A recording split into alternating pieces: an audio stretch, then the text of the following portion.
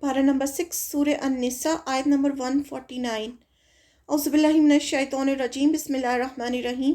ان اگر تبدو تم ظاہر کرو، خیرن کوئی نیکی، او یا تخفوہ تم چھپاؤ اسے، او یا تعفو تم درگزر کرو، عن سوء کسی برائی سے، فإن اللہ تو بے شک اللہ کانا ہے، عفواً بہت معاف کرنے والا، قدیراً بہت قدرت رکھنے والا۔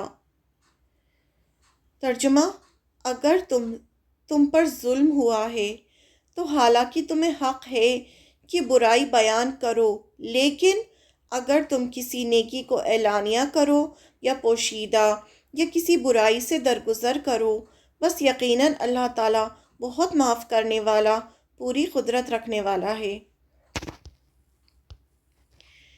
اس آیت میں مسلمانوں کو ایک نہایت بلند درجے کی اخلاقی تعلیم دی گئی ہے۔ اللہ تعالیٰ اخلاق سکھا رہے ہیں مسلمانوں کو۔ منافق اور یہودی اور بت پرست سب کے سب اس وقت ہر ممکن طریقے سے اسلام کی راہ میں رکاوٹ پیدا کرنے اور اس کی پیروی قبول کرنے والوں کو پریشان کر رہے تھے۔ یعنی مسلمانوں کو منافق، یہودی، بت پرست، مشرک سب چاروں طرف سے بہت زیادہ پریشان کر رہے تھے۔ کوئی بدتر سے بدتر تدبیر ایسی نہ تھی جو وہ اسلام کے خلاف استعمال نہ کر رہے ہوں۔ اس پر مسلمانوں کے اندر نفرت اور غصے کے جذبات کا پیدا ہونا ایک نیچرل بات تھی۔ مسلمانوں کے اندر ایک نفرت اور غصہ اور یہ سب پیدا ہو رہا تھا ان کی ان حرکتوں کی وجہ سے۔ اللہ تعالیٰ نے ان کے دلوں میں اس قسم کے جذبات کا طوفان اٹھتے دیکھ کر فرمایا کہ برائی پر زبان کھولنا تمہارے خدا کے نزدیک کوئی پسندیدہ کام نہیں۔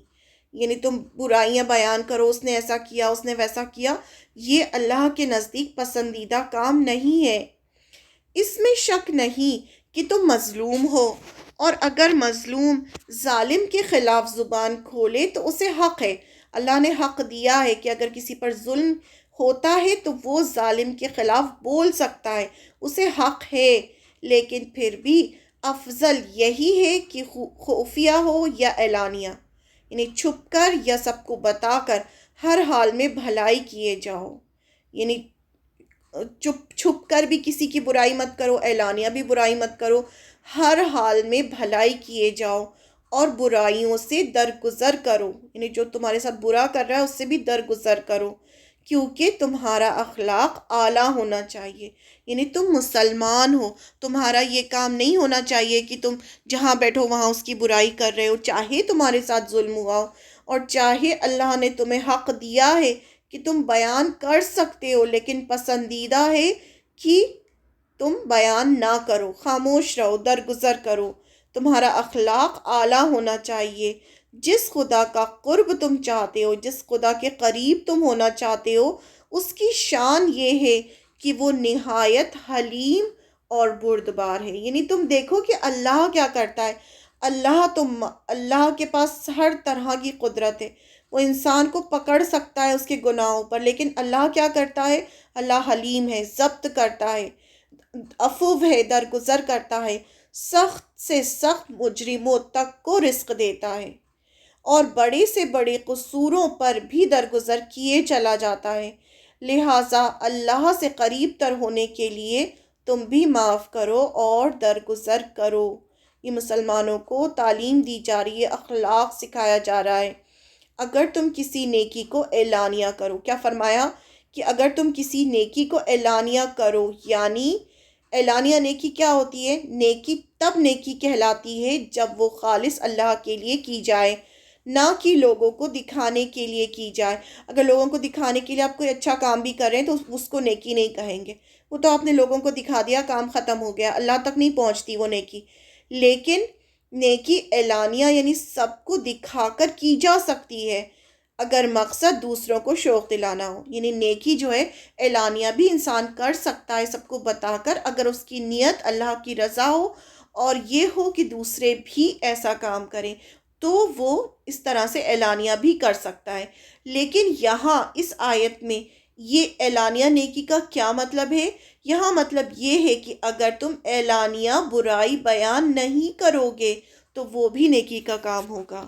یعنی تمہیں اجازت تو ہے، اگر تمہارے ساتھ کوئی ظلم کرتا ہے تو تم اس کو بیان کر دو، لیکن اگر تم سب کے سامنے بیان نہیں کرو گے، خاموش ہو جاؤ گے، درگزر کر لو گے، تو وہ بھی تمہارے لیے نیکی کا کام ہوگا، اس میں بھی تمہیں ثواب ملے گا. یا پوشیدہ، یعنی اگر تم چھپ کر بھی برائی بیان نہیں کرو گے تو وہ بھی نیکی کا کام ہوگا. یہاں پر اس کو بھی اللہ نے نیکی کہا ہے.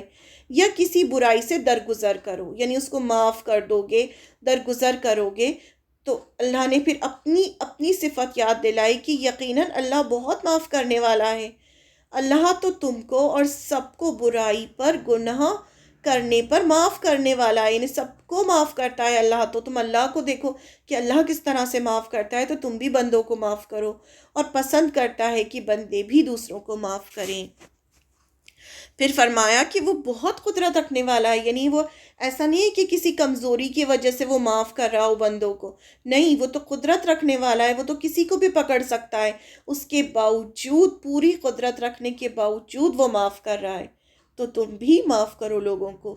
اللہ تو تمہارے اور دوسروں کے گناہوں پر ان کو پکڑنے کی، ان کو سزا دینے کی قدرت بھی رکھتا ہے، اس کے باوجود تم کو بھی بخشتا ہے، یعنی تم سے بھی جو غلطیاں ہوتی ہیں انہیں بھی بخشتا ہے، دوسروں کو بھی بخشتا ہے، اور پسند کرتا ہے کہ اس کے بندے بھی دوسروں کو قدرت رکھنے کے بعد معاف کر دیں. یعنی یہ پسند کرتا ہے اللہ تعالیٰ اپنے بندوں کے لیے کہ بندے بھی معاف کر دیں اس کے دوسرے بندوں کو. کسی کی برائی بیان کرنا عام حالات میں جائز نہیں، یعنی آپ کسی کے اندر برائی دیکھ رہے ہیں تو آپ اس کی برائی کو آپ کو ظاہر نہیں کرنا چاہیے، وہ غیبت کہلاتی ہے. البتہ اگر کسی پر ظلم ہوا ہے، یعنی کسی نے آپ پر ظلم کیا ہے، تو وہ اس ظلم کا تذکرہ لوگوں سے کر سکتا ہے. وہ کر سکتا ہے، کسی نے حق مارا یا کچھ مارا، جیسے ہم کورٹ میں جاتے ہیں بتانے کے لیے کہ اس نے میرے ساتھ یہ کیا ہے، تو اس طرح سے کیا جا سکتا ہے. اس تذکرے میں ظالم کی برائی کرنے میں کوئی گناہ نہیں. اس میں اللہ تعالیٰ نے یہ نہیں کہا کہ گناہ کی باتیں نہیں کیا جا سکتا ہے، لیکن اگر کوئی شخص مظلوم ہونے کے باوجود چھپ کر اور اعلانیہ ہر حالت میں زبان سے ہمیشہ اچھی بات ہی نکالے اور اپنا حق معاف کر دے، اور تو یہ اس کے لیے بڑے ثواب کا کام ہے، کیونکہ اللہ تعالیٰ کی صفت بھی یہی ہے کہ وہ سزا پر قدرت رکھنے کے باوجود کثرت سے لوگوں کو معاف کرتا ہے. یہ آیت دیکھنے میں بہت معمولی لگ رہی ہے، لیکن اس میں بہت گہرائی چھپی ہے. اللہ تعالیٰ نے بہت بلند اخلاق سکھایا ہے مسلمانوں کو. اللہ معاف کرنے والوں کو پسند کرتا ہے. جس نے معاف کیا اور صلح کر لی اس کا اجر اللہ کے ذمے ہے، یعنی پھر اللہ اس کا اجر دیتا ہے. سورہ شورى کی آیت نمبر 40 ہے. وہ معاف کرتا ہے، جو معاف کرتا ہے اللہ اس کی عزت بڑھاتا ہے. جو اللہ کی خاطر جھک جاتا ہے اللہ اس کو بلندی عطا فرماتا ہے. اگر ہم چاہتے ہیں کہ اللہ تعالیٰ ہمیں معاف کر دیں تو ہمیں بھی دوسروں کی غلطیوں کو معاف کرتے رہنا چاہیے. معاف کرنے والوں کو اللہ اپنا محبوب رکھتا ہے، کیونکہ یہ اللہ کی صفت ہے. انسان کو اجازت ہے کہ بدلہ لے سکتا ہے، لیکن اللہ کو معاف کر دینے والے لوگ زیادہ پسند ہیں، کیونکہ اللہ بھی بدلہ لے سکتا ہے، سزا دے سکتا ہے، پھر بھی بندوں کو معاف کرتا ہے. اللہ جانتا ہے کہ بندہ نافرمانی کر رہا ہے، تب بھی اسے روزی دیتا ہے، بے شمار نعمتیں دیتا ہے. آپ صلی اللہ علیہ وسلم سے پوچھا گیا غلام غلطی کریں تو کتنی بار معاف کریں؟ آپ نے فرمایا ایک دن میں 70 بار معاف کرو پھر سزا دو، یعنی معاف کرتے رہو. بدلہ لینے کی اجازت ہے، لیکن معاف کر دینا، درگزر کرنا اعلیٰ اخلاق ہے. یعنی بدلہ تو لے سکتے ہیں، لینے کی اجازت ہے، لیکن معاف کر دینا اور درگزر کر دینا اعلیٰ اخلاق ہے جو یہاں سکھایا گیا بندوں کو. عرش اٹھانے والے فرشتے اللہ کی تسبیح کرتے ہیں اور کہتے ہیں عرش کو کس نے اٹھا رکھا ہے؟ ابھی 4 فرشتوں نے اٹھا رکھا ہے. قیامت کے دن 8 فرشتے اٹھائے ہوئے ہوں گے اللہ کے عرش کو، جہاں اللہ کی کرسی ہے، جہاں پر اللہ تعالیٰ ہیں. تو وہ جو فرشتے ہیں جب کوئی اللہ کی نافرمانی کرتا ہے تو وہ ڈر جاتے ہیں کہ اب اس کا کیا ہوگا، اتنے بڑے اللہ کی کوئی نافرمانی کر رہا ہے. تو وہ کیا کرتے ہیں؟ وہ دعا کرتے ہیں، کہتے ہیں خدایا تیری ذات پاک ہے کہ تو باوجود جاننے کے پھر بھی بردباری اور چشم پوشی کرتا ہے، یعنی اتنی یہ گناہ گار ہیں، اس کے باوجود تو چشم پوشی یعنی نظر انداز کرتا ہے۔ یہ قدرت رکھنے کے باوجود درگزر کرنے والے خدا، تمام پاکیاں تیری ذات کے لیے ہیں۔ یعنی وہ تسبیح بیان کرتے ہیں کہ اے اللہ تو ان سب سے درگزر کر رہا ہے جو اتنے نافرمان لوگ ہیں، اور اللہ کی پاکی بیان کرتے ہیں وہ فرشتے۔ صحیح حدیث میں آتا ہے کہ صدقہ اور خیرات سے کسی کا مال گھٹتا نہیں، درگزر کرنے اور معاف کر دینے سے اللہ تعالیٰ اور عزت بڑھاتے ہیں۔ یعنی اگر ہم معاف کر دیں گے، درگزر کریں گے تو ہماری عزت اور بڑھے گی، اور جو اللہ کے حکم کو مانتا ہے اللہ اس کے مرتبے، عزت اور وقار کو بڑھاتا ہے۔